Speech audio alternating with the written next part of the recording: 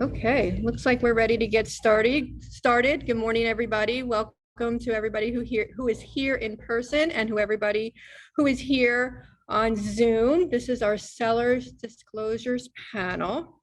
And I just need 1 second. We have a wonderful group of panelists today, but first we are going to start.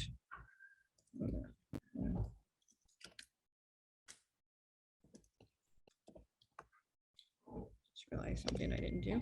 Okay, so we are going to get started today with our moderator, who is also our sponsor for today, Michael Hankin from Hankin and Hankin. He's going to tell you a little bit about his company, and then he will tell you a little bit about our presentation for today. So welcome, everybody. Thank you to Michael. Thank you. Good morning, everyone. My name's Michael Hankin. I'm one of the attorneys at Hankin and Hankin. We're a law firm located in Sarasota, specializing in residential and commercial real estate closings. I've been practicing law here in Sarasota for just shy of 20 years and was board certified by the Florida Bar as an expert in real estate law back in 2015. I'm also a member of the Realtor Attorney Joint Committee, the Grievance Committee, and teach the contracts class here at RAISM. I'm happily married with 2 children, 2 dogs, 2 goldfish, a cat, and 8 chickens. So if anyone wants to babysit, we got work for you. We are here today for a seller's disclosure panel, which I have the honor of moderating. We're going to proceed with some relatively quick introductions of the panel. I could spend literally the whole hour going through the qualifications of the panelists, so I'm sure I'll leave a lot of important things out. But I wanted to get to the meat as quickly as possible. There's going to be lots of opportunities for questions for us as we go along. I envision this more of as a conversation with the panelists, so really look forward to your input. With that being said, my job as the moderator is to make sure that the information stays as relevant to as many people as possible. So if I cut you short a little bit, please don't get offended. I know all of us would be happy to deal with a specific question that may have only to do with something that's very unique to your situation afterwards. So with that being said, we'll start with an introduction of Joe Murphy, who's right next to me. Joe's been in the real estate business for over 20 years. He and Molly Murphy created the Joe Murphy team, which consists of them, 2 other full-time buyer's agents, and a licensed assistant. That team brings together over 50 years of combined real estate experience and gives them the power to help their customers have their edge in a fast-moving real estate market like we have today. Next to Joe is Ben. He is an attorney over at Cypert Meshad, practicing in the areas of real estate and commercial litigation. Ben is also an adjunct professor of law at Stetson University up in St. Pete. And in 2021, Ben was selected to the Florida Super Lawyers Rising Stars list. He serves on the board of directors for Gulf Coast Legal Services and has provided weekly pro bono legal services to assist the poor and elderly citizens here in Sarasota County. And he's also a member of the Realtor Attorney Joint Committee here at RAISM. So a lot of great stuff there. Next to Ben is Kara. Kara is an attorney at Barnes Walker and has been practicing law since 1995. She has extensive experience in handling residential and commercial transactions, as well as experience in wills, trusts, and estates, and zoning and land use. She was a director and president of the Washington County Bar Association, director and president of our local Chamber of Commerce, director and chair of the Frosty Drew Nature Center and Observatory, as well as a director and chair of the Southern Rhode Island Volunteers. And last but not least at the end is Craig Sierra. And Soretta, thank you. I knew I was going to butcher that. Craig is I got Craig right at least. Craig is the managing broker of Premier Sotheby's International Realty, which is Sotheby's largest and most productive office in Florida. Prior to becoming the managing broker, Craig co-founded an innovative high-tech online learning company, which grew to have over 100 employees. Craig was also one of the founding members of the Lakewood Ranch Business Alliance and has exceptional knowledge of the market, trends, and drivers, and uses those to really provide a lot of value for his realtors, customers, and our local community here. So we're just going to dive right in it. We're here on seller's disclosure. So let's talk about first what legally needs to be disclosed in Florida. What is the standard for disclosure? And I'm just going to open up to the floor. That's a lawyer question. Anything that materially affects the value of the property that is not readily observable, that the seller has actual knowledge of. Okay, so we have a couple of things there. Materially affects the value of the property, is not readily observable, and is known to the seller. So what sort of things materially affect the value of the property? Could we have a list of things maybe that you feel that should be disclosed, and anybody's fine. I will start calling on you guys if you make me. Roof leaks. Roof leaks are a big one. So, I think the simplest way to look at it is, if I was the buyer, what would I want to know that I don't know? Right? Has there been a roof leak? Has there been any kind of structural issue? Has there been any? They look so pretty, right? The houses have been fixed up. They look so pretty. What do I not know that might change my mind if I were to make an offer? I'm going to offer $500,000, but if I knew about that, I would have only offered $450,000. Right? So anything structural, anything leak-wise, anything that Termites. termites, very good one. No permits. Covered up fire damage. So all of those things that are really going to affect the value of the property, that's going to have a difference on whether or not the buyer is interested in it. Is this all types of property that need its information disclosed, or only certain types of property require disclosure? Commercial properties, the buyer is put under a greater burden to do with due diligence. So there's less of a burden on the seller to disclose certain things. Duty under Florida law only applies to residential transactions. So for how would we know if it's residential or commercial? Let's say we have a live work, Toll's Court is a good example in downtown Sarasota. Usually the bottom floors are retail, the top floors are residential. Do we only have to disclose the top floor, the bottom floor? Do you over disclose if you don't have to in those circumstances? I would say it's always best to over disclose. Are there any circumstances where you might think a seller wouldn't want to disclose? Plenty of times. I think a lot of sellers will have a tendency to want to paint the rosiest picture of their home that they can present, and they might easily forget that roof leak that they had repaired 10 years ago. I always consider a seller's disclosure like a stress test for a deal. I'd rather have the deal blow apart when the buyer's seen the seller's disclosure than after we close and they're getting a call about a problem that they discovered that wasn't disclosed. So we know the seller needs to disclose these things, and we want to avoid any sort of hiccups. What about if a seller doesn't have to disclose? Should they disclose in those instances? Let's say it is a commercial property.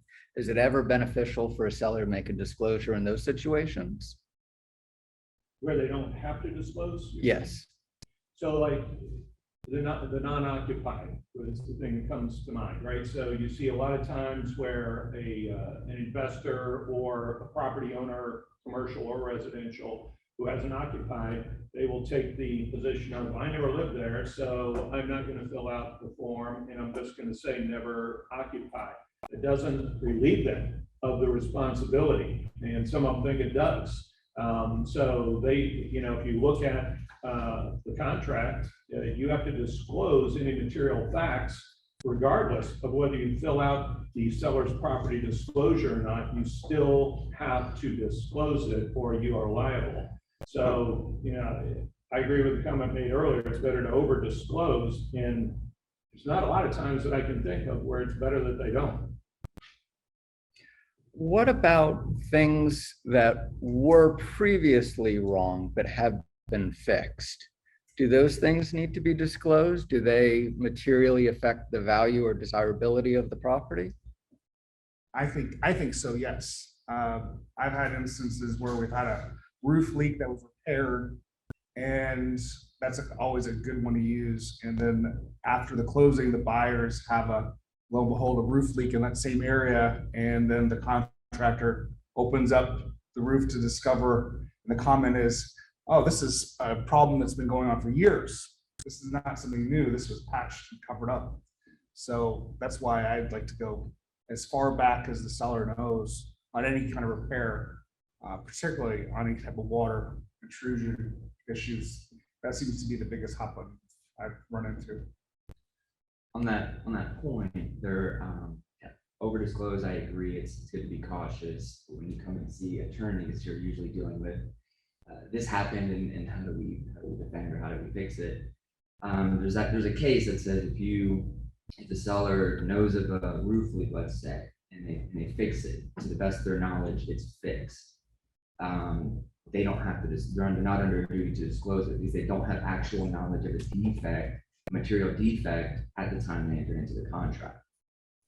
Of course, that's all, you open up the door to a whole host of nuances of who did they hire, what was the scope of repairs? Did they know it, affected the trusses, or was it just, a leak in the drywall? There's a whole host of issues that we'll have to go into that analysis. But I agree, over disclose, but there is law out there that if your seller has made a repair and they fix it to the best of their knowledge, and if there's no more leak, there's no actual knowledge of the defect at the time they enter into the contract, the court has held that you don't need to disclose that, or not under duty to disclose.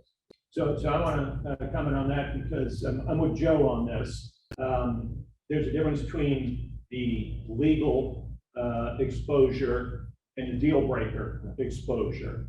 And so, personal examples are always good ones, right? I sold a house in Atlanta, actually when I was moving to Florida, back in 2004. And I had a window leak, pretty bad window leak. And I had it all fixed, hired professional guys come in, replace the window, did all the stuff that had to be done. And, here we are, whatever it was, like 5 years later, I'm selling the house and I didn't even remember that window, right? I simply didn't remember it. And so I didn't disclose it.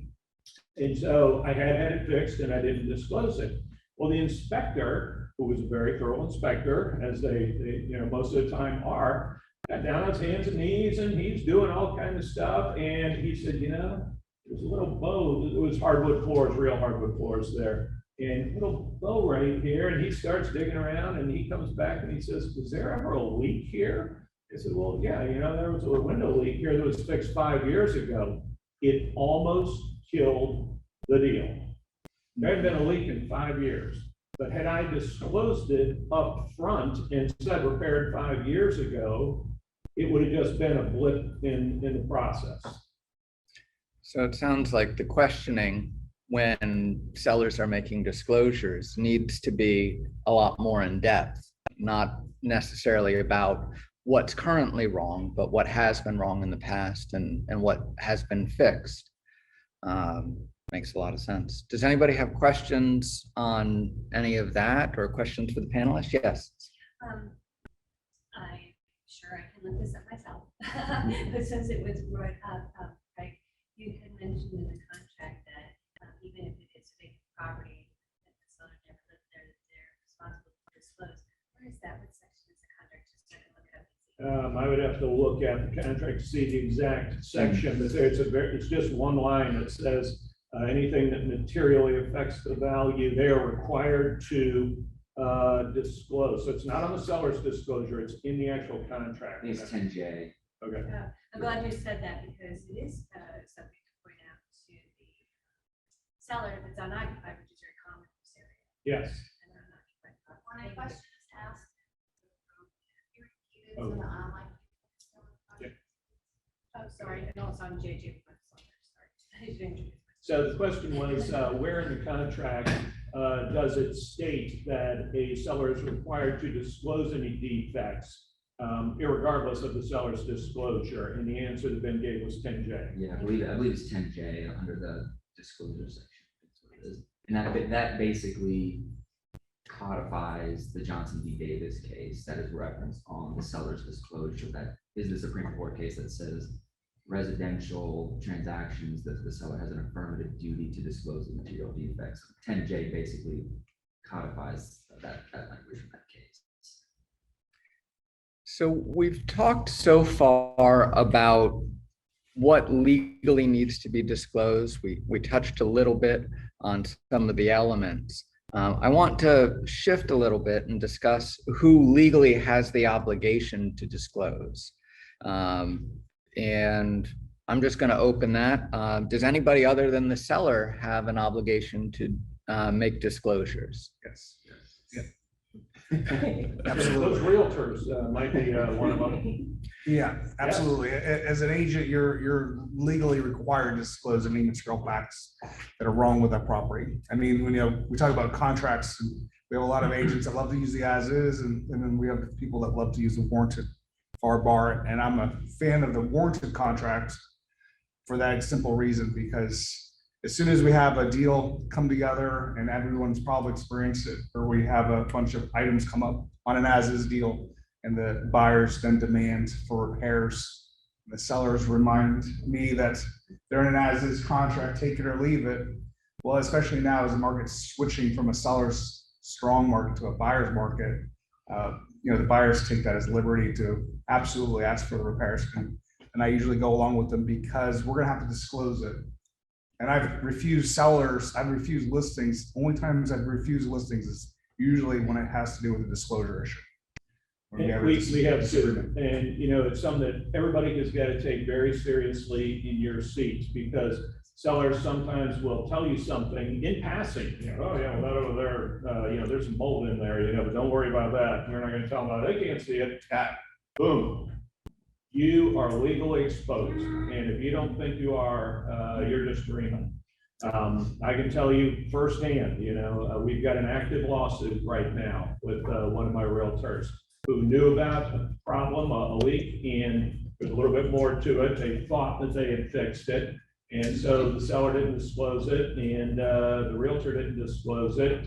And so later on, they find out that there's major problem, and the new owner talked to the neighbors who said, oh, that realtor, he was the property manager while it was being rented. He knew about it, kind of thing. And so it's a 6-figure lawsuit. So it's no joke. These obligations apply to agents as well. This isn't just something that you guys are helping your customers complete a form and checking a box. This is. And if you really want to emphasize how important it is for you to disclose what you know or don't know, your E&O insurance may not cover you if you knew about it. So think about that a minute. $100,000 lawsuit is not going to be covered by E&O insurance. So if the agents have this obligation to disclose as well, should they fill out a seller's disclosure form? I would say no, because the disclosure form says this is filled out by the seller, and there's a notice for the buyer on the form that says this is being filled out by the seller, not by an agent. So I'd say no, and the sellers, of course, have to sign it. So I would say no, the agent shouldn't touch the disclosures, but if you do hear of something, you are under that obligation to then disclose it to the other side, to the buyer. Where it usually comes up is on a failed deal that comes back on the market with a discovered issue from an inspection that killed a deal, and then we're back on the market. And that's where I think the agent disclosure comes into play. Generate. Donna Maurice from Preferred Shore. Would it be a verbal disclosure in that instance? If you know about something that the seller has not put in the seller's disclosure, would a verbal disclosure to the buyer suffice, or does it need to be in writing? I always do Ask the both. question again. The question is, if the realtor was to disclose, would a verbal disclosure suffice, or does it need to be in writing? I absolutely think it needs to be in writing. I think you're building a case for your defense, and as you do a transaction for your customers, sake and for yourself. So I over disclose. Again, I look at the seller disclosure as a stress test for the deal. If the deal's gonna blow apart, I'd rather blow apart before they make the offer. And usually if you can hit them with all that negative stuff right when they're in love with the house, and maybe that empowers them to come in with a lower offer or ask for repairs, it's better to deal with that than have, God forbid, a lawsuit after the fact. Remember, you don't have to be wrong to be sued. You just need to think you were wrong. It's always better to get everything in writing anyway, just to protect yourself. And if you have the conversation orally, back it up with an email. We do this all the time, and we really stress it to folks. You have that oral conversation, whether it's a seller's disclosure, whether it was a counter offer, have that on the phone. You send an email afterwards, say, per our conversation today, the counter offer was X, or the disclosure item was Z. Yeah, I would agree with Joe. When you come and see us, we're gonna ask, well, was it writing? What happened? Building the case. I mean, you don't think about that in the moment, but when you come with to an attorney, it's like, I've been sued or I need to sue, so we're gonna want to, we that's the things we ask for. So, I think that putting in writing is the best thing to do, and There was a question, by putting it in writing, is an email sufficient, or does it have to be any sort of formal notice, or is there a best practice way to do that? email's fine. Email's good. I would question text, though. There's a little bit of debate right now. Text is not currently recognized by the contract as a official notification. So I know that gets debated both ways, but we recommend to our agents, don't consider your text a legal position now. I agree. Email is definitely better than text. So talking about how these disclosures are to be made, when a seller makes their disclosure, is there a required form that has to be used? How does a seller make these legally required disclosures? It doesn't have to be the FAR form, even though that's standard, but as long as a disclosure is made, that's what is necessary under the law. So the form is a good form, though it does have some holes in it, but it's definitely a good place to start to use the FAR form. But some sellers might not want to use that form, but they do still need to disclose. I would also comment that there's a variety of forms out there. The FAR form obviously is not the only one. Multiple brokerages have modified or created their own disclosure form. And I think it just, in this state we're talking about, because in some states there's a single standard form that everyone must use. But in this state, I do not know of any requirement to use a specific form. You could write it down on a hand sheet of paper. Are there Copy on napkin. Who's calling in? any glaring holes in those forms or things that are unclear that you think might necessitate some further questions of the listing agent when you represent a buyer, or further questions of your seller when you have the listing? What don't those forms cover that you might want included? Well, for example, I just recently had a right of first refusal issue with condominium. That information is not included on the disclosure. It is included on the condo rider, but you don't see that until after everything's been signed. And I don't know about Ben, but sometimes we don't even get the condo rider when we get the contract. We have to follow up and ask for it.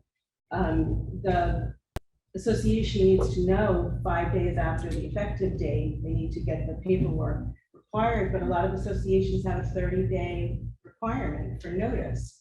And what if you have a 30-day contract? So that's what just happened to us. We had a 30-day contract, 30-day notice. Well, guess what? We had to postpone closing. So I think it'd be very helpful to have that information on the disclosure, because then a buyer will know about it right away. There's a lot of, I think there's a lot of minor holes that normally don't trip you up, but occasionally they can. For example, 2B asks about termites and any previous damage. But has there ever been any termite, well, it doesn't say damage, it says that there have been any kind of termite infestation or any kind of treatment, that's what it says, has there been any kind of treatment? So you're the seller. Well, the house was treated, when we built the house, they treated the ground. Does that count? Do I need to disclose that? Or once every 5 years, we've had treatment done, or I have the quarterly treatment. Do I need to disclose that? Yes, my house is being treated. It doesn't, the form doesn't differentiate. It leaves confusion in the seller's minds and in the realtor's mind. Is this a preventative measure, or does this mean active, treated for active termites? And I don't know the answer to that. I don't know if anybody knows the answer to that. It isn't clear on the form, so it leaves an opening for confusion. I think catch up, but the purpose of all the disclosures, right? I think you said at the beginning was if you were a buyer, what would you want to know? So the more open the seller is on the disclosure, the better it's going to be for them on the back end of did you or didn't you disclose? So the ambiguities that, what does it mean? Is it treating? Is it past treating? Are they active? Are they not? If you disclose as much as you can on the disclosures and the buyer receives it and then does nothing, doesn't have their own inspection, then that's on the buyer for not going in and doing their due diligence under the inspection period, or they can go hire their inspector and then they can go figure out what's going on. I think the FAR bar disclosures, it's funny because it has a little quip about this doesn't replace common sense, right? So if you're put on notice of something as the buyer, then you have the obligation to go out and figure out what's going on with the property. So kind of to wrap back to your point you made at the beginning, what as a buyer would you want to know? The more you can disclose up front of the seller, puts the buyer on notice, and it almost shifts the burden to them to go do their inspection. To follow up to what you're all saying, I actually, the way I approach the seller's disclosure is this is like a formatted template. And I really try to encourage my sellers to do the seller disclosure as we're going through all these dot loops and online forms. I like to actually have it done by hand and written in. And anything that has a yes or anything that we could explain, write it in the margins, write out a description and the seller's words and seller's handwriting right there. Like, termite question. Yes, we have a preventative termite plan with Terminex that they treated quarterly and we've had it for 10 years. Use the seller's disclosure as a brochure to sell the house. So, I actually try to flip it around. And I also use it as a really good way to eliminate the hurdles that will come up on the inspection. So like, for example, a house that has a non-working ice maker. Ice makers always seem to be the problem in houses. But how many, I always ask, does the ice maker work? As they hand me a bottle of water when we're doing listing paperwork, well, because that's one of the most common things that fails in the house. And we can disclose it up front. Hey, maybe that'll be one less thing that they're gonna ask for a repair on that as this contract we're gonna get. So, we had gotten to where we were sending the disclosures in dot loop, and it's too limited. Because you can check the boxes, the little check marks, and you can only fill out where it has fields already predetermined. So to Joe's point, writing in the margins, is so advantageous, encouraging people to just over disclose. Well, we had the sink had a leak 3 years ago. It turned out just to be a loose, fixture, and that's cool now. Well, disclosure. I have a couple questions online. Great. What is the disclosure responsibility regarding bank-owned properties? And someone asked, can the panelists talk about sellers having had work done without permits? Bank-owned, like REOs and REITs. Yeah, that's what I would. Yeah. Do they have the same responsibility? I mean, if it's residential, yeah, they'll have to disclose it. I mean, if they got it in the foreclosure, it's public record. If you're an agent, you're buying, or if you're in a transaction with bank-owned property, I think that's something you have a discussion with your client about. Is they don't own it, they got it at foreclosure, or however they came into possession of it. But I think that would maybe make you want to do even more inspections, more due diligence, because I'm sure the bank's attorney are going to tell them to check don't know on every single thing. Yeah. I've never personally dealt with one, so I haven't seen what they will or won't disclose, but I would imagine their attorneys are telling them you don't live there, you don't know, we don't have any agents at the property to where we would have come into knowledge with this. We got out of foreclosure 6 months ago and we've done drive-by inspections, so we don't know. Yeah, odds are they really don't know. They probably never sent anybody, they don't send an inspector in. They just take the house back. Unless they're one of these smaller investment trusts that are buying these foreclosures and flipping them, that's a different story. But if you're talking about Bank of America or something like that, they know anything. But if they do, they have a responsibility to disclose. Absolutely. Good luck finding the senior vice president or whoever is going to be the one with knowledge at Bank of America. They're not gonna fill it out. Whatever 100 senior vice president they have that, signs contracts.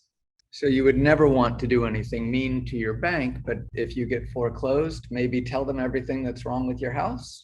Oh, yeah, sure. Just an idea. You mean the borrower, or you mean The defaulting borrower. The defaulting borrower. Yeah. I mean, I don't have a duty to disclose on my forced sale. Yeah, that may, I'll tell them what's wrong with it. Usually they will tell you. What was the other question? Of permits. So If you run across somebody who hasn't pulled a permit for work, put on the brakes. First thing you do is you call the county or city, building department, and find out what you need to do.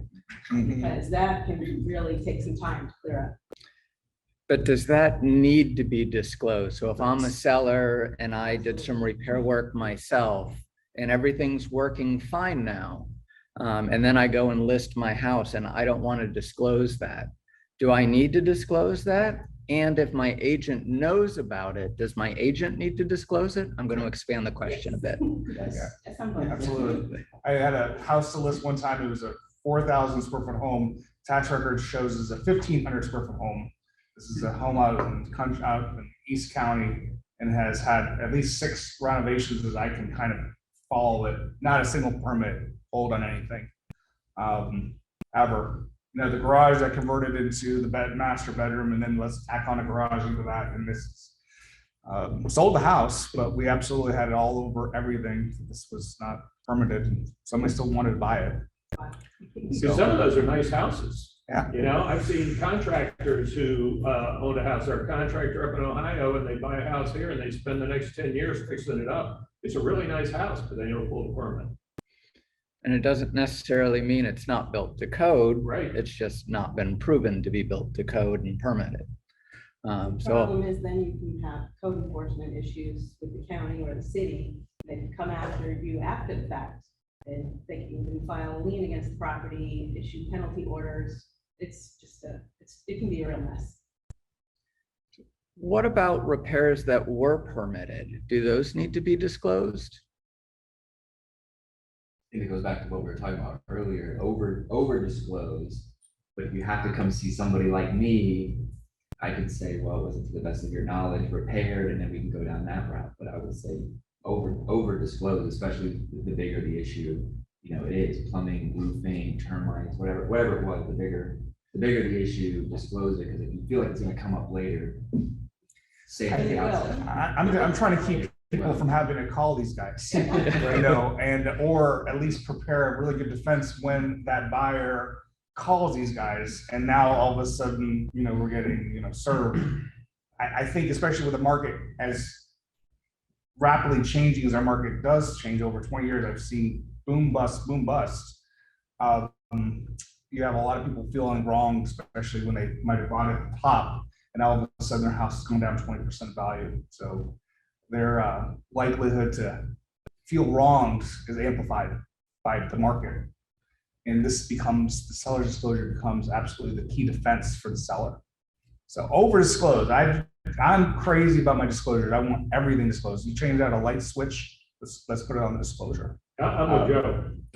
These are deal killers, and they come back to haunt you, regardless of what the true legal position is. Yeah, you don't have to be right to be sued. Right? Wrong. You're supposed to close out the permits though, like. The question is, aren't you supposed to close out the permits? Supposed to. Supposed to. Yes, yes, you should. And that in and of itself can take some time, depending on what needs to be done. Sometimes it can be done quickly. Yes. Sometimes though, if it's been long enough, they'll close it out, or if the contractor's been out of business for a certain amount of time or something. So there are different circumstances. Do a retroactive permit. I just had that with a home that's 20 years old, and they had a fence, non-permanent fence installed. The seller was going to do a renovation add-on addition to the house, which I told me you got a permit. And they discovered the fence that was not permanent, so it's $60 fee to. Fortunately, there is some new statutes out that make it a little easier to close out old permits than it used to be. So now even the homeowner can do it in certain situations. Yes. It's kind of an odd question, but is the seller's disclosure part of the contract? So The question is the seller's disclosure part of the contract? No, It's not required. it says it right on it too. It's not part of the contract. It's not intended to be a contract. It does become your defense, so it's just as important, but it's not part of the contract. So we're going back to the legal versus the deal killer or the legal exposure.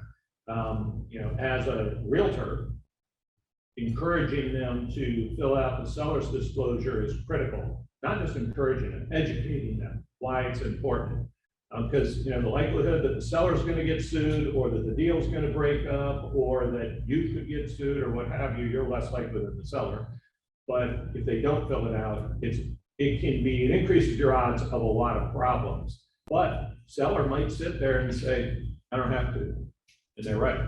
And then it's up to you, your skill, to educate them on, well, you still got to disclose it, whether you fill this thing out or not. And a lot of realtors think it's part of the contract. So you're on the listing side and you got somebody on the other side saying, where's the seller's disclosure? They refuse to fill it out.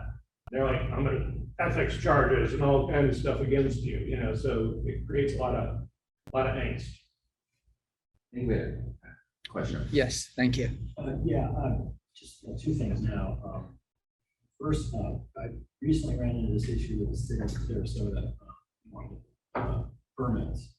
Their database only goes back, I think they said 10 years. I actually talked to one of the staff about it. And the inspector that I had subscribed to a database that went back much further in the particular house that I was working with representing buyers on. Obviously had a lot of repairs that had never been done to code or permit. It was pretty obvious just from looking at air conditioning installation, that sort of thing.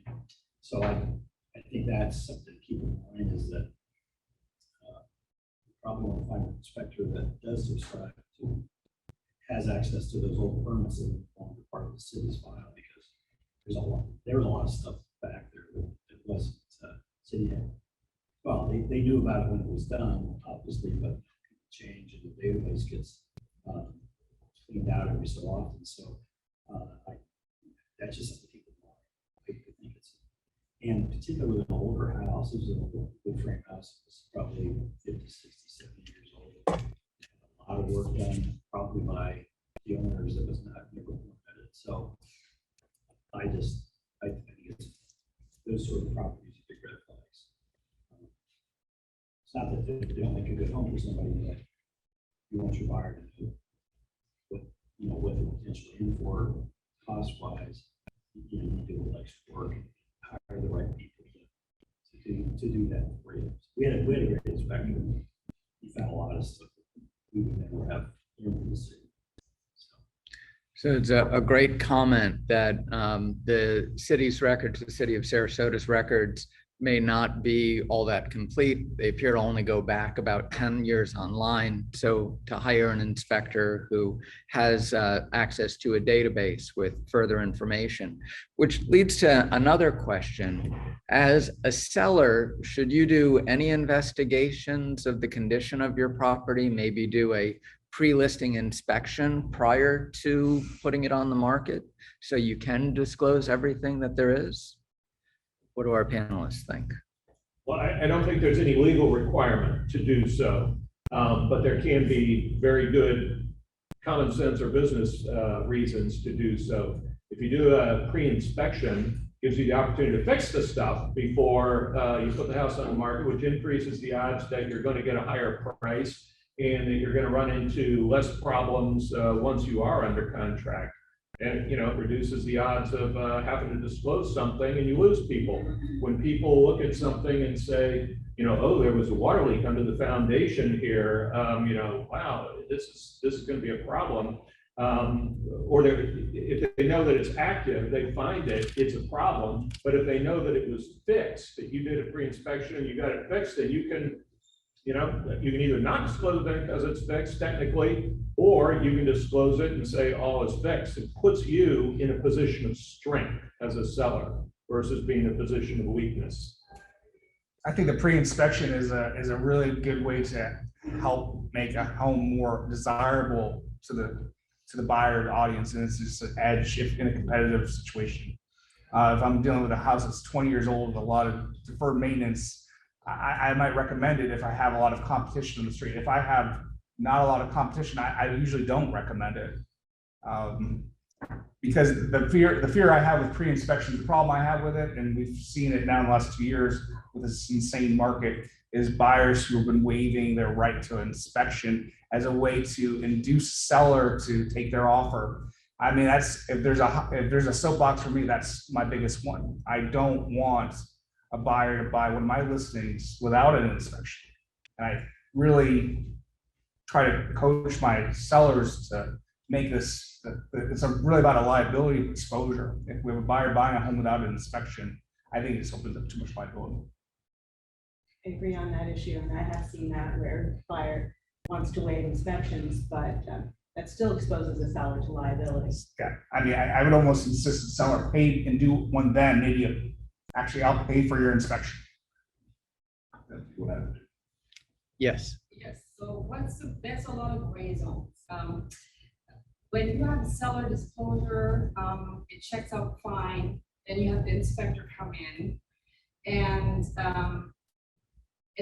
what's their responsibility in terms of a water heater that works, but it's completely corroded, for example? Like, what's their, I probably not the right question, but what is the inspector, what do they have to uncover to the buyer, even though it works, but they see a lot of stuff still wrong with the product? Well, that sounds like a home inspection question. I mean, you know, I think there's a lot of different levels of home inspectors out there. I mean, I think as agents, we tend to gravitate to the ones we like. You know, there's deal breakers that have the reputation of being the deal breakers and the deal makers. And I think that's the key question. It's a deal maker. I think I'm really into, like, let's just put it all out there and let's get the most detailed one we can get. I'd rather know about a problem ahead of a closing. I'd rather the deal not close. I'd rather we not sell the house than have a 1% or even a 1/10 of 1% chance of a lawsuit. Well, So we were foreign buyers, and this was an Airbnb. Obviously, they didn't really take care of this property, but everything is breaking down.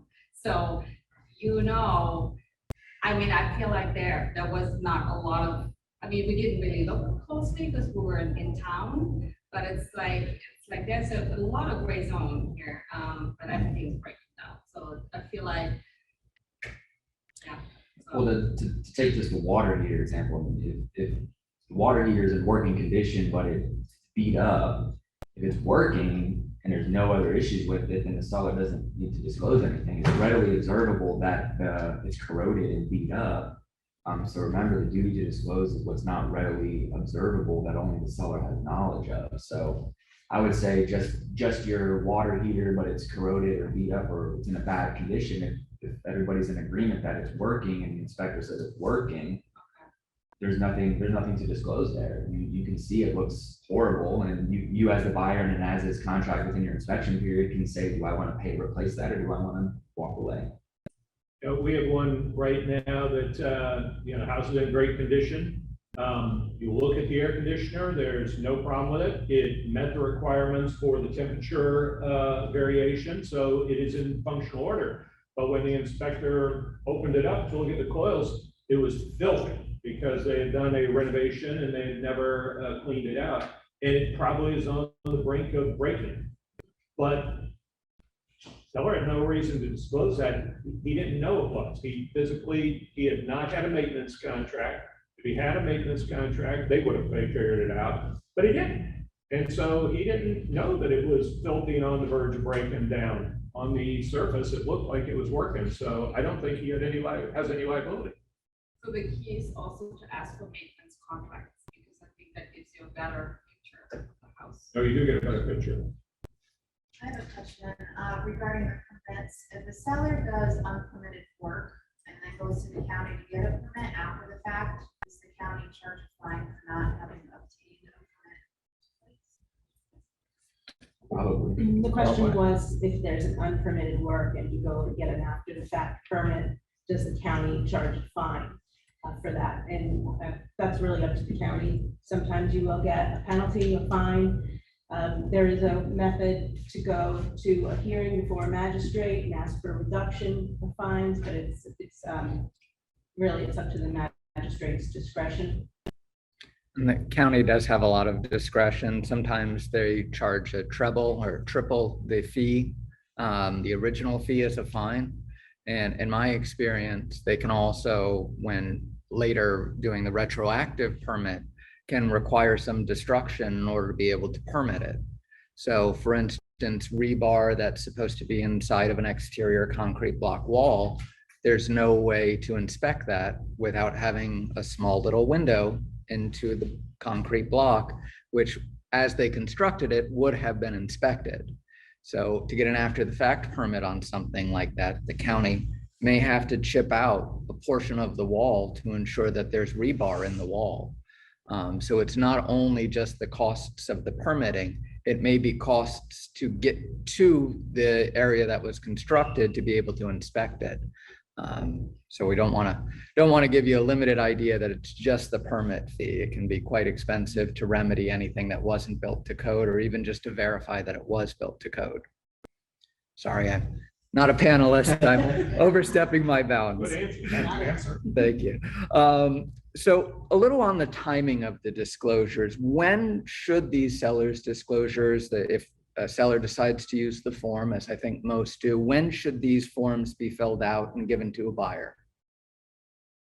Before, Yeah, at the beginning. but yeah, before the contract is signed, hands down. What's the purpose of it? It's to disclose anything that has a material impact on the property. So going back to the example, I offered you 500,000. Had I known that problem, I would have only offered 450,000. That means I should have known that in advance before I made that offer.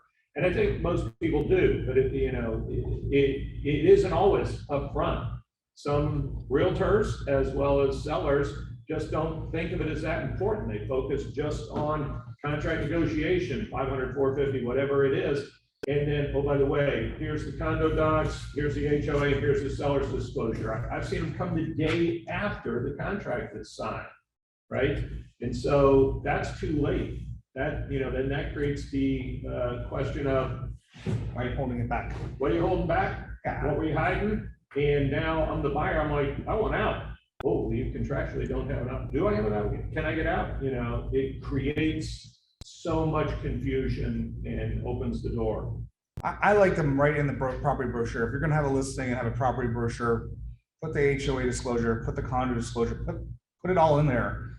Use the seller's disclosure as an unconventional selling tool to make your buyer feel empowered. It's your seller's chance, in their own words, to be able to show that they were a good caretaker of that home that you're considering buying. Just like her Airbnb story, obviously that was not a very, we already know that wasn't a caring homeowner. Kind of like buying a used car. Would you like to buy the used car and they have meticulous records of all the repairs and a folder, or the one that you're buying from the buy here, pay here lot that you have no idea? It's the same thing. We're creating a value in that the buyers perceive that a thorough seller disclosure as proof that is a good seller that took care of the home. And that's what we all want. Upload it and attach it to the MLS. when the listing goes live. About 80% of the time it's up there, 75–80% of the time. I don't know the exact number, but just in a quick scan. And, you always got to wonder, was it just a lazy realtor or was there something there? It should be upfront as part of the brochure, is a good way to put it, part of the home advertisement. But seller also has a continuing duty up until the day of closing to disclose anything that changes. We had a scenario where the night before closing, one of these bad storms passes through and lightning strikes the house. The seller shows it, and apparently it hit the seawall, traveled through the sprinkler pipes, blew a panel off the side of the wall. The seller came to closing and said nothing. Oh, That's why a good walkthrough is important. Out of town buyers. But the agent is the one who, the buyer's agent is the one who figured it out and let us know and everything. So, there's, you have the disclosures that you fill up out front, over disclose, but if something changes between the 30–45 days of closing, let's say you have a swarm of termites, 2 weeks into your contract period, or, there's a lightning strike or something happens that, of as the seller or even as the agent, you have a continuing duty to disclose that. And also if it deals with property maintenance, there's paragraph 12 that talks about maintaining the condition of the property until the date of closing. So again, if something happens and then the condition of the property isn't the same as it was on the effective date, there's also that issue as well. So again, over disclose, be open so you don't have to come to us. So what happened in that case with the lightning? Well, it was one of these, $750,000–$800,000 houses, out of town buyer. They had somebody come out, look at it, figured it wasn't a big deal and closed anyway. It was a remote closing. The buyers had pre-signed, so we were just waiting for the seller to sign. But, they figured it wasn't going to be, they wanted the house and it wasn't going to be an issue for them to pay for any sort of repairs. It was one of those deals. But typically, we could also ask for an escrow. The Yeah, escrow, hold back. 1.5 times whatever is estimated the repair would be. Yeah, you could close and do a holdback, or so wouldn't the seller have been exposed on that? Should the buyer, he didn't say anything. That's the key thing. Right. He didn't say anything. And Right. had the agent not found it, and then the buyer walks into the house and the panels are blowing out, I'd be suing the guy. get your inspectors out, get quotes, and there's your lawsuit for how many days, how much, what's the cost of repair? Go get him.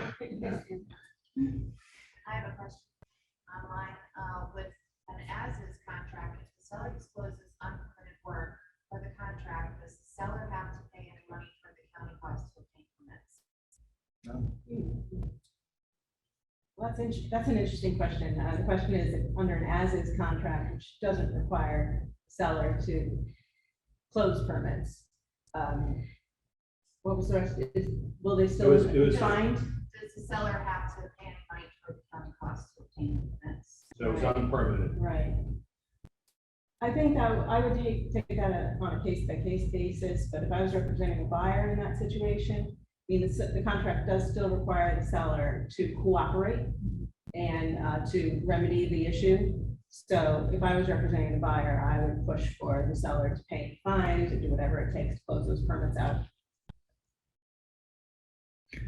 The contract, we talked a little bit about how the disclosure should be given in the MLS, and Craig, you've noticed that 75% or 80% of the time it's there. If you're representing a buyer, what can you do if it's not there and you contact the listing agent and it's not available, but it's a hot market, your buyer wants to get in there now? What can you do to protect your buyer? So, the hot market is a differentiator. So, the last year and a half, 2 years have been, you can't consider that a normal market. With people making offers with no inspections and saying, oh, okay, so there's $5,000 in electrical damage, I'll just forget about that and get it done. That's not normal. In a normal market, which is what we're more in now, more balanced market, people are not likely to turn the other way on that stuff. And so if I'm buying a house I want to know, okay, so I really, really want this house. My wife says, this is the one, right? And so they don't have a seller's disclosure. They didn't fill it out, Well, I can't require them to fill it out, but I want to know if there's anything that is, by a defect or something. I don't know, can I, ask for a statement before I finalize that there are no known problems? I don't know whether or not I can demand that. What I've done in that exact situation is proceed with the offer, but then I really emphasize the 3-day right to review the seller's property disclosure as a contingency, even if it's an as-is contract, especially if it's a warranted contract, because I'm really I'm driving the point home, whether it's a lazy listing agent or a lackadaisical seller or uncooperative seller. It's giving me a read of the room, and I want the contract to protect my customer, and making a big, bold point about that 3-day right to review property disclosure when they receive it is how I protect my customer. Because it's the market's changing, But that's a good read. If they're refusing to do it, then there's probably something that they don't want to disclose, or then they're the kind of seller that isn't necessarily the one that took the best care of the house. So I think, Joe, what you're referring to is the standard FAR addendum. I think it's A or B that says a buyer would have 3 days as a right of rescission. So that would be something that would need to be added to the contract, but it's a great way to protect your buyer. Legally, do they have to give the disclosures? And I'm looking to the attorneys with the legally question. Do they have to give you a disclosure at any particular point? We understand the continuing nature of it, but can they wait to give you all these things the day of closing or the day before closing legally? I think legally they can. Then it becomes what we can sue them for. Did they induce you? Well, if you didn't rely on anything to enter into the contract, there's no inducement. So you don't have a fraudulent inducement claim, but that doesn't mean they didn't fraudulently conceal it from you, which is when they come and give you the disclosures on the day of. So you got to get them up front, but I think legally they don't have to give them at any particular time. The contract says they have to disclose it. So if you're willing to allow them to show up on the day of closing and you review the disclosures and close, you've accepted that. That's a really good question. But I would argue that, what to Craig's point, the buyer has made an offer based on the knowledge that they have at that time. If they don't have the disclosure, if something's in that disclosure that materially affects the value of the property, then I might make an argument that the contract is voidable at the discretion of the buyer, but that is a then question. I am not a litigator. So it sounds like that obligation to disclose at least the timing for it isn't clear under the law. And I don't know of any cases either. I was interested to find the answer out myself. I haven't come across any cases where it says it has to be upfront or it has to be, the day before, the day after. These cases in general, for me, they're just tough cases from both sides. So the timing of the disclosure from a lawsuit legal litigation perspective is more about what can the buyer sue the seller for, as far as what claim can they bring, what evidence do they have, what do they rely on, and at what time, who said what and when. I mean, those are all questions that I would be asking, but and I agree with what Kara said. But yeah, I don't know of any actual legal requirement where it has to be done at a certain time. Which Asking Joe to repeat what he said about the 3-day right of rescission regarding the seller disclosure. Is this added to the contract, or how does he do this? Well, as Mike was mentioning, there's a addendum for it. Whatever was B. I think it was A or B. It's one of the, but I like to use the additional terms section of the contract, which everybody, even if I'm going, maybe it's unnecessary, but I like the theatrics of it from the offer presentation perspective to really drive the point home to that seller, because I don't really know the level of communication or trust between that seller and their listing agent.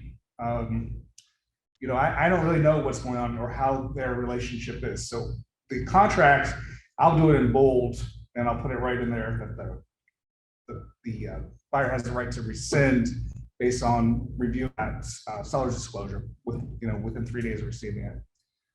It's really a way to communicate past a uncooperative listing agent to a seller, because sometimes, probably half the time, it's really not so much the seller, it's usually the listing agent who's dropping the ball on the missing, we're talking about the missing disclosures. Yes. Joe, I wanted to say thank you. That is a really good way to address that. Thank you. Are you referring to the bottom page with like the paragraph? Yeah, the little write-in spot there. So we're going to transition here, if there's no other questions, to talking a little bit more about condominiums and associations. And previously, we've talked about things that, about the physical condition of the property that may need to be disclosed. Are there any disclosures surrounding associations, whether condo or homeowners? And if so, what may those be? Special assessments. Special assessments, So can you elaborate a little bit on that? How would a special assessment be disclosed? Do all special assessments need to be disclosed? I don't do a ton of condo closings, but there is a rider, which requires you have to state whether there's a distinction between pending and levied, and there's a, levied is when the board is actually, voted on it. So I think the big thing to remember with special assessments is it have the right under that rider to get the documents, the meeting minutes for the last 12 months, which are official records of the association. Your buyer does not have standing to request them under the statute, the seller does. So that contract, the rider says the buyer must request from the seller and the seller has the burden to go get the documents, the notes from the board meetings for the last 12 months. So use that to your advantage. Under the statute, under 718 and 720, the HOA and the condo statutes, the sections that deal with records requests. Again, your buyer is not a member of the association, yes, they don't have standing to request them, but the seller can.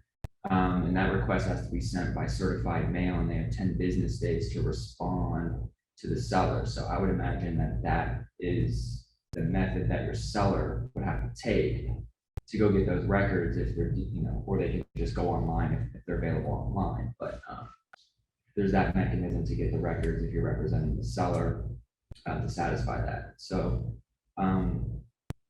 I'll let maybe like Kara speak on, what exactly needs to be disclosed and when. I don't really do a lot of condo closings, but I do represent sometimes owners against their HOAs and condos or fines and things like that. Yeah, as Ben pointed out, for a condo, seller has to disclose not only levied special assessments, which are assessments that have been approved by the board, but they also have to disclose pending assessments. And under the contract, under the rider, it defines pending as anything that's been on the agenda or meeting minutes for the past 12 months. So that can cover a lot of information. In fact, we had a situation recently in our office where the seller did not disclose a special assessment that was on the meeting minutes but hadn't been voted on. And then before our closing, it got voted on, even though the assessment wasn't due until after closing. Because the seller didn't disclose, the seller ended up paying the full balance of the special assessment, which was about $20,000.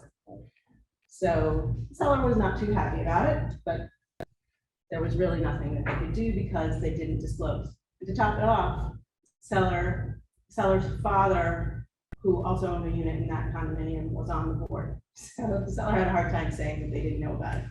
And I would say from my experience and just dealing with HOAs and condos and owners of them, if you live in one yourself, a lot of the unit owners, they don't ever go to these meetings. They don't know what's going on a lot of the time. So I think a best practice representing a seller in a condo or HOA is maybe do a little bit more due diligence and pick that up a little bit more to make sure there isn't anything pending. Maybe just an email to the property manager, getting that estoppel is key as well, because that has to be noted, I believe, on the estoppel as well. So just a best practice, something to look out for more, because a lot of people that live in these, especially the larger HOAs, they don't ever attend meetings. They don't really know what's going on.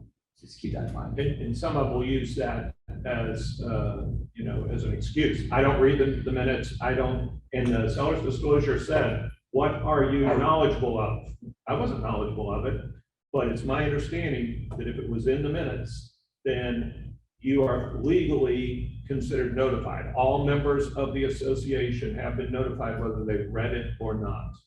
Yes. That's correct. And sticking your head in the sand doesn't work as a defense. Right. So this is a, Interestingly, the homeowners association rider does not include the pending language. So for an HOA, you only have to disclose levy special assessments, not pending special assessments. How So I proposed. find that very interesting. I think proposed. Proposed, Proposed. levy. I think that's because I think special assessments are a bigger deal in condos, because you have common elements, you have shared expenses that everybody has to cover, whereas HOAs are detached. Maybe they're fixing up the nature preserve or the gazebo or something. So, it's not as big of a deal, and maybe not as expensive as if you have to redo the elevators in the building or something like that. So I had this question from one of my agents just like a week ago, and this has to do more with CDDs or regional district disclosures, or in this case, it was the Longboat Key, sewer disclosure.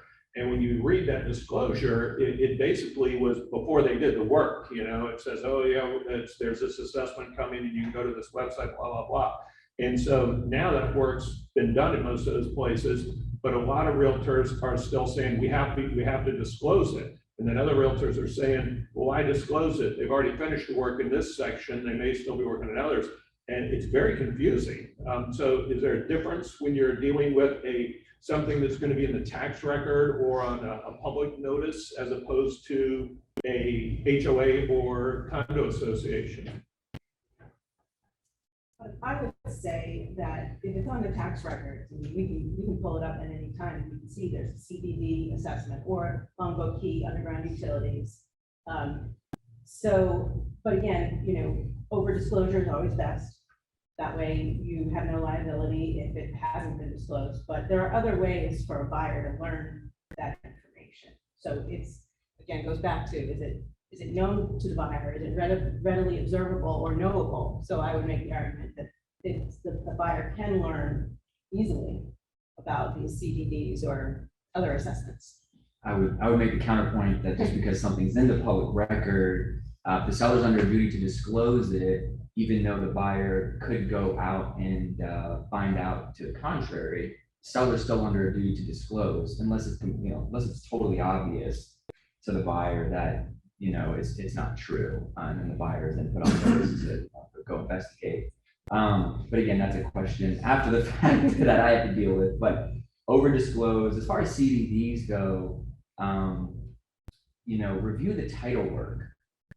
All this, the tax bills, anything recorded declarations, CDDs are not called declarations, I'm forgetting what they're called, master plans, or they have a different name, I can't think off the top of my head, but there's a governing document for the CDDs. All that will be referenced, book and page number, instrument number, tax records will be provided. Get with review the title commitment, review the documents. If you're not receiving them, get with the title agent to receive those, because that gives you a whole breadth of knowledge as well. And if you're getting something in a title commitment that the seller didn't disclose, but now the buyer is in possession of, it's going to be a lot harder for the buyer to say they were induced or frauded because the seller didn't disclose it. Well, did you read the title commitment? Did you look at these documents? So I would say review the title commitment, because all the CDD, all the HOA, all the condo docs are going to be listed on there. What's going to be encumbering the property. I guess I'll dovetail this into special assessments. That's the paragraph 9, which is, I believe the CDDs would fall under the public body, not the writer with the condos.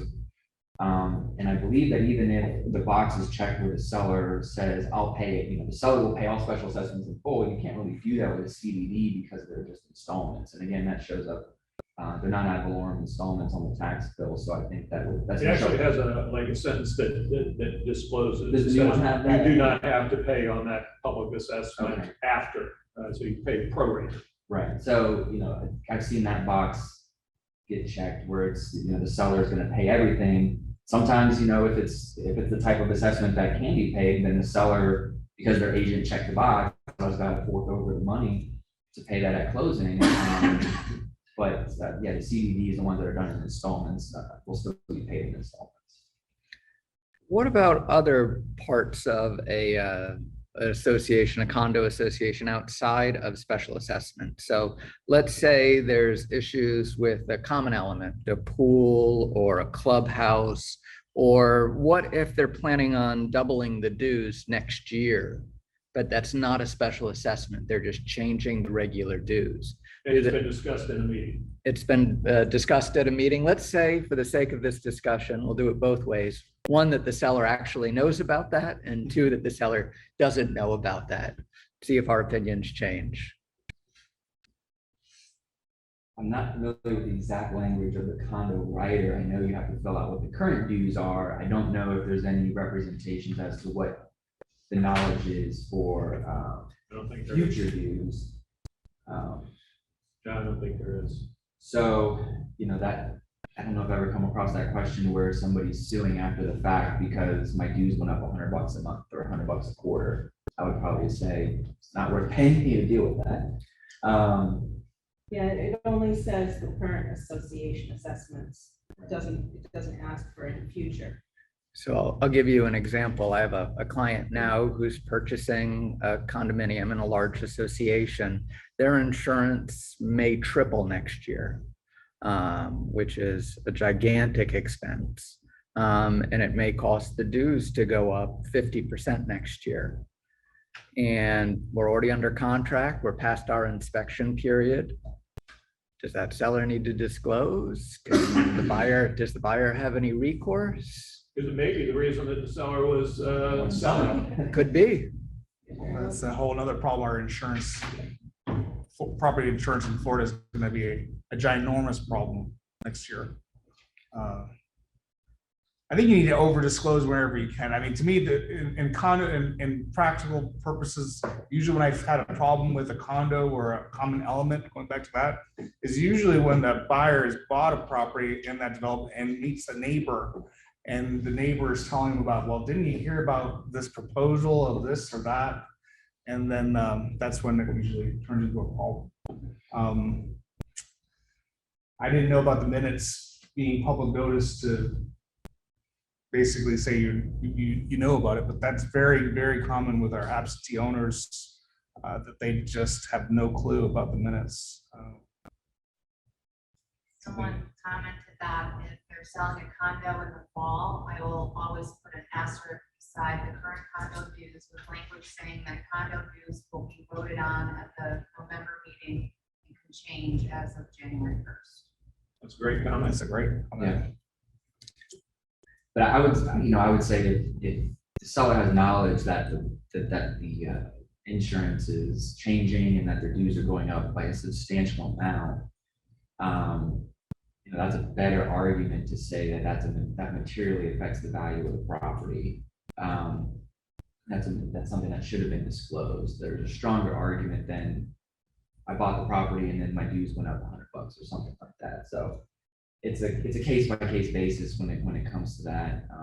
A lot of these would ultimately wind up being jury questions. So it's always, it depends. And what is material, to the person buying a $300,000 house, an increase of my insurance by, $500 a year might be significant, but the person buying a $5 million place, an increase of $5,000 a year may not be significant. So it's got to be case by case in my mind.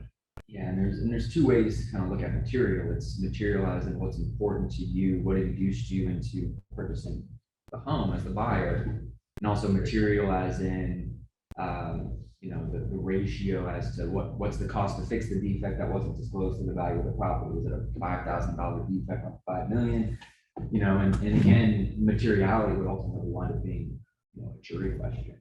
So there isn't any certain case law that I'm aware of, Michael, Kara, that really kind of hones in on, yes, this is material, no, this isn't material, giving a black and white definition. Makes sense. Thank you. If a listing agent uploads the last 12 months minutes of the listing to the MLS, does that legally put the onus of disclosure of assessments on the buyer and cover the seller and agent? The question is if the 12 months of minutes are uploaded into MLS, is that sufficient? That is a good start, but don't forget to include it in the condo rider. Condo rider is part of the contract. So that is what needs to be disclosed right there in the rider. If you leave that blank, even if you've uploaded the 12 months, then there may be a question about, did the buyer know? Right, riders and addendas, those become incorporated into the contract, whereas the separate seller disclosure that we talked about before are not part of the contract. So if it's a rider, if it's an addenda, those are terms and conditions you're agreeing to be bound by and comply with. So to that point, don't forget about the rider to fill that out as well. Another thing too with condos and HOAs of what should be disclosed, which should also be showing up on the estoppels, which comes with the title work, which you should be reviewing, is whether there are violations of the condo rules and regulations. Is there a levy? Are they voting on a fine for $1,000 because their roof is dirty, or they didn't bring their trash can up, or something like that?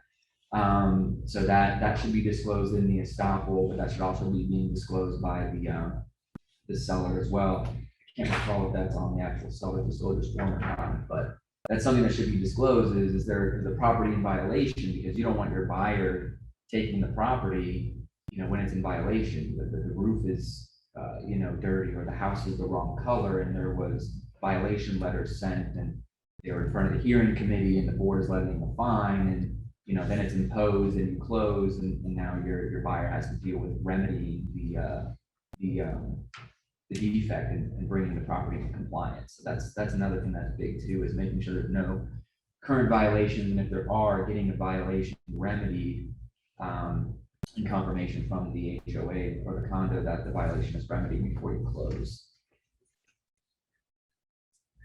We have about 10 minutes left, so I wanted to see, oh, thank you. Just a quick question. What about pending litigation both by an association against whoever? I think there's the question was disclosure of pending litigation. I think there's a dollar amount. If they think that there's a judgment of, I don't know, ones and zeros are in my head, so I don't know if it's 10,000 or 100,000, but there's a dollar amount that they think that the litigation is going to cost that, or their exposure is above that dollar amount, then they have to disclose it. Because obviously the legal fees are going to factor into the budget and what your dues are going to be, and as well as any sort of potential judgment. So It is on the disclosure. Condominium disclosure does ask if there's any litigation. It actually doesn't ask about the dollar amount, just asks if the seller knows of any pending or existing litigation. is the dollar amount on the rider? Let me see. I swear I'm thinking it says a dollar amount. And I'm looking here also, it does have, under the seller's disclosures, has an increase in fees or assessments been approved but not yet implemented. So there is that approved but not yet implemented on dues for condos and HOAs. I guess it raises another question. If vulnerability, say that they had a construction defect put up, maybe there was litigation between the contractor and the builder and the association, maybe it got resolved, then there's a question. I guess in my mind, is that something that should be disclosed if someone knows about it? Because there's always this use, again, just like with a single family home. I don't gather the room, but is it, gonna last another 5 minutes, another years? I mean, what things a buyer would want to know, because that would be a huge assessment. So the question was if there's construction defects in like a condo or even mass build HOAs, would that need to be disclosed or want that to be disclosed? And I think there's a different answer for a condo and HOA, because the condo, the association initiated the lawsuit against the developer or whatnot. It's not the association that's selling the property. So the individual unit owner, if this is 15, 20 years later, may not have knowledge of the construction defect case. So the seller of that unit would not have the duty to disclose that. But when you're talking HOAs, you're talking detached individual homes. So if this is, like a mass developer and everybody has a bad roof because that's the defect running through the neighborhood, then that individual homeowner would have the knowledge of the defect in their unit. Going back to the condo, if the defect is, hey, the pipes were bad and my unit had bad pipes, because, then the seller would have to disclose that. Sorry, I bounced around a lot there, but. So we had a question: if a kitchen/bathroom were remodeled during the homeowner's time and the updates are mentioned in the listing description, does anything further need to be disclosed elsewhere? Or are we just needing to disclose maintenance items? I would say what was the reason for the upgrades? If you upgraded it because the kitchen flooded because of the pipe burst, then you might want to disclose that, even though it's been repaired, and we talked about that. But if you just remodeled it because it was old and you wanted to update it to sell it, then I think there's no defect that you're hiding or that you fixed, so there's no need to disclose it. If you just wanted to renovate and upgrade because the house was 20 years old, then there's nothing there for you to disclose. You said it's renovated. If they think something else is going on as the buyer, they can ask you about it, they can go look. So as long as there's not a defect they're covering up or repairing. Get a permit. So as Craig said, if it's something the buyer would want to know, it's something the seller should disclose. So if there was a leak, a buyer would want to know that. A buyer, they love the upgraded kitchen, but that's not maybe something they'd want to know as much as there was a huge leak in the kitchen. If the listing says upgraded kitchen and you just upgrade it because it was 20 years old, there's nothing else to disclose because there's nothing else. You just upgraded it. So I have an interesting story tied to that, on a renovation that didn't disclose the reason. And so we had a listing, I don't know, about 3 years ago, and there's two messages here. One is about, not disclosing it because of the problem, and the other is who filled out the seller's disclosure. I know everybody should know that you do not fill out the seller's disclosure, because you expose yourself personally. You don't even check one box on the seller's disclosure. You hand it to them.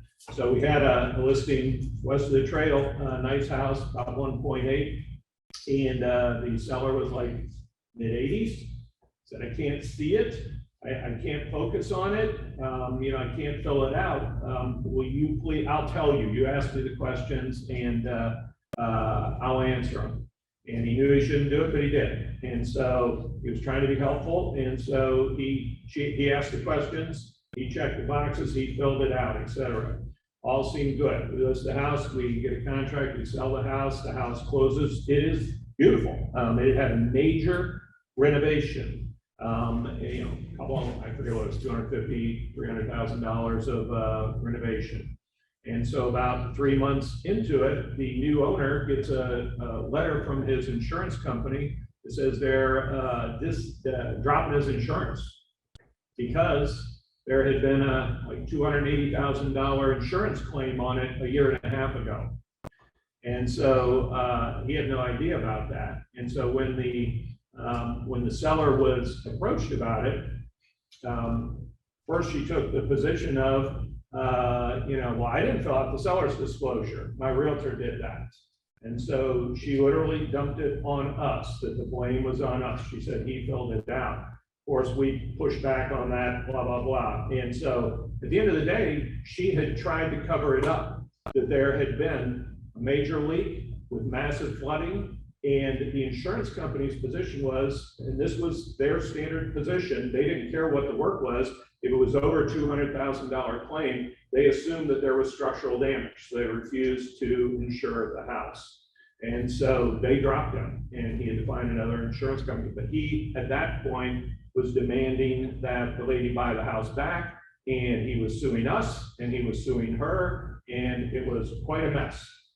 So, you know, I don't want to imply that people are deceptive, you know, the majority of the times that things aren't put on a seller's disclosure, it's just ignorance or a mistake, etc. Clearly, the majority is not to be deceptive like this. But there are people out there, even in what would now probably be a $3.5 million house, who were intentionally deceptive and who used the realtor to achieve that, to help facilitate that. I think that in that case, that renovation, would you have thought of it as the buyer's agent? Would you have thought to say, wow, you did a $300,000 upgrade here, it looks beautiful, was there a problem? We don't think like that, you know, it just isn't natural to think like that, but maybe we should. Maybe we should ask more questions when there is a significant update or renovation. Why? And you use the public records to your advantage. Look up notice of commencements of, you know, what's been opened and what was the work being done. Get your contractor to pull permits from databases, and you can, if you really have a question on it and you don't think the seller's being truthful, look it up yourself. And you have ways to try to do that. So you can use those tools to your advantage. I can tell you from my perspective, I am absolutely almost and always adding in the insurance affordable rider. I'm not sure the number on it, but there's an addendum we can use that says that we're going to get an insurance estimate quote as a contingency, that it's going to be a certain dollar figure. And I think this is going to become a bigger problem into next year with the insurance companies all doubling and tripling their premiums. I'm closing on one this week that's had a kitchen renovation, and I mean, my buyers bought it sight unseen, and within 60 days decided that they wanted something different, so we're back on the market. But there was undisclosed insurance claim for the renovation of the kitchen. So I just assume that there was an insurance claim on most of the stuff. You know, the most likely spot that's going to have a claim is typically going to be the hose that connects the dishwasher to the sink. So when I look at a house, that's the first thing I always do is look underneath that sink for that little water damage, and then all of a sudden that's that $100,000 kitchen claim.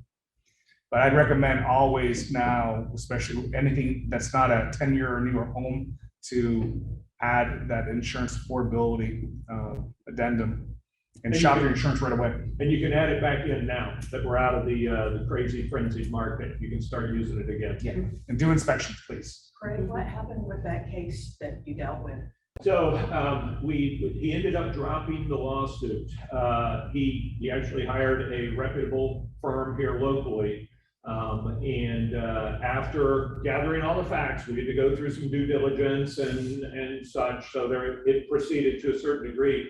The attorney looked at the guy and said, you know, dude, you're going to end up paying me 50 grand to pursue this.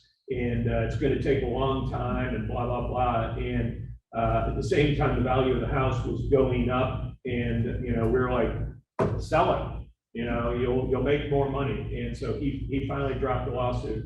You know, he called me dozens of times, and I personally have, I don't know, you know, 30, 40 hours into it. But luckily he dropped the lawsuit because he had a reputable attorney. And I specifically emphasize reputable because I've been sued by non-reputable attorneys who would have kept pushing that guy, you know, just to get paid. And there are some of those. I have one more online. Not at this table. In the case of the seller who couldn't see the questions on the form, what would you recommend? That you tell the seller to have their attorney fill it out for them? Anybody but you. So their son, their daughter, their nephew, you know, had we pushed her, you know, and you get it, you're sitting there, you sign the listing agreement, or maybe you signed it yesterday and your fax fill these out. It's like, I want to get these done, and you know, oh, I can't read it. Don't fill it out. You know, yes, the son, the daughter, the nephew, whatever it is, they got to fill it out. We can't fill it out. You know, but anybody but you. I don't think an attorney would do it.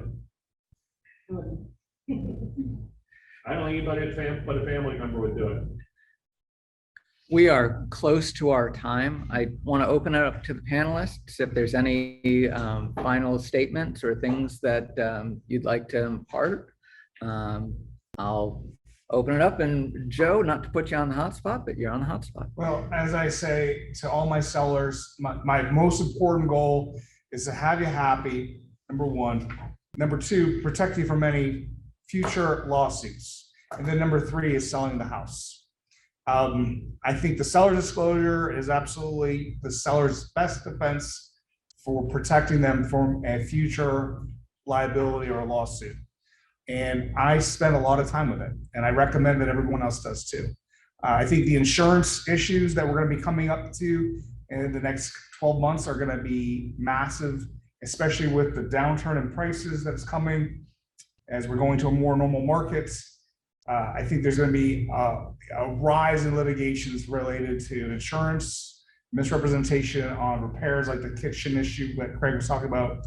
And I encourage everyone to take their time with it. It's not something that should take 10 minutes of the listing appointment. In my opinion, if the listing appointment is a 2-hour appointment, I spend probably almost an hour talking about condition issues, unless we're talking about a 2-year-old house. But if it's going 10, 20-year-old house, 30-year-old house, a 50-year-old house, Western Trail, we're going to spend a lot of time on it. And don't be afraid to turn and refuse that listing if you have a seller who is trying to do something deceitful. That's my best advice. Don't be desperate for a listing, because if that seller is going to do that to you, there's plenty of other agents who might not make a big deal out of it. I'm not one. So that's my suggestion. Thank you. I would say over disclose. You want to build your case, you want to sell the home, you want to avoid liability, you don't want to have to deal with us or me, or you don't want to have to go through that. So I would say over disclose. If you're representing the buyer and you have a choice, or even the seller, if you have a choice to pick a title agent, having an attorney title agent that represents also the buyer, the seller, in the transaction, somebody you can go to and ask these questions for would be an added benefit. You can also, I think there's also an addendum for attorney, buyer attorney or seller attorney review approval. So you can use those addendums if you have questions about, well, we need 3 days to review, or we have questions that we want to look over, you can add that addendum as well. That would be it. What he said. Definitely, if there's any doubt, disclose. It's always better to over disclose than under. And if the disclosure form that you're using it doesn't cover everything, or if there's something that you think should be disclosed, but maybe it's not in the disclosure form, use an added piece of paper. Or put it in additional terms in the contract, put it somewhere, just get it in writing, get it disclosed, because there's no way you can possibly include everything, every possible scenario on seller's disclosure. So if you think you have something that should be disclosed and maybe it's not an item on the seller's disclosure, disclose it anyway. Always best to be safe. Help the seller realize that it isn't always just what is legal, what is legally required. You're dealing with a deal, and you may be legally right on some things, but disclosing something will help you to keep a deal together or to get them higher price on their house. And a lot of sellers don't realize that or don't want to accept that. And I think that goes hand in hand with, your ability, your skill level as a realtor to educate and inform. Joe just said how much time he spends on conditions and on the seller's disclosure. Most realtors don't. It's like, hey, oh, here, and fill this out and I'll pick it up tomorrow. Oh my gosh, you're opening up the door to your own exposure on that. And you're not doing them a favor. You're not providing them service if you treat it that way. This is a serious document that has to be, the seller has to understand why. The comment that Joe made about walking on something, if a seller is not disclosing something that you know about, I'm with them all the way. Walk on it. We walked on a 1.7 2 weeks ago. And, for the agent who was a lower end producer in my office, it was a big deal to walk. And I convinced them because I can give you personal examples of every time that we've been sued, how much time and energy and effort it takes. You, the realtor, will spend somewhere between 50 and 150 hours of your time documenting, conversing, supplying information, going back and forth. All right, so is that commission worth that risk? And not to mention the damage it does to your reputation and everything there. So it's a very important document and process that not enough people, both sellers and not enough realtors, give it the credit for what it really is. I wanted to thank you guys. I really appreciate all the knowledge and experience. We are really lucky to have such a well-distinguished panel. We're running a little past time, so I won't belabor it, and want to just say thank you everyone for attending, and thank you guys again. Really appreciate it. Thank you. Thank you, Mike.